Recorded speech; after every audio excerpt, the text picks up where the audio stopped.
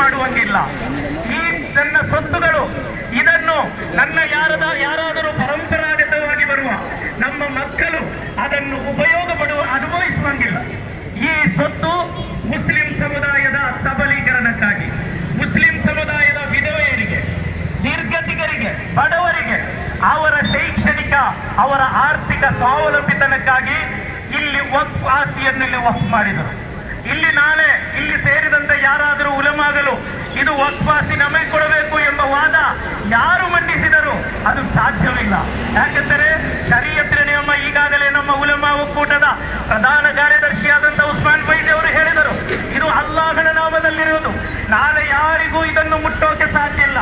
ಅಲ್ಲಿ ಮುಸ್ಲಿಮೇತರ ಎಂಬ ಭೇದ ಭಾವವಿಲ್ಲ.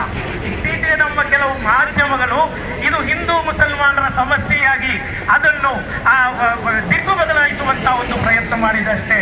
ವಕ್ಫ್ ಸ್ವತ್ತು ಯಾರಿಗೂ ಮುಟ್ಟುವಂಗಿಲ್ಲ, ಅದು ಪರಭಾರ ಮಾಡುವಂಗಿಲ್ಲ, ಅದನ್ನು ಅಕ್ರಮವಾಗಿ ಅದನ್ನು ಮಾರುವಾಗೆ ಇಲ್ಲ. ಅದೇ ರೀತಿಯಲ್ಲಿ ಲೀಸು ಕೊಡೋದು ರೂಲ್ಸ್ ಇದೆ. 2014 ವಕ್ಫ್ ಅಮೆಂಡ್ಮೆಂಟ್ ವಕ್ಫ್ ರೂಲ್ಸ್ ಇದೆ.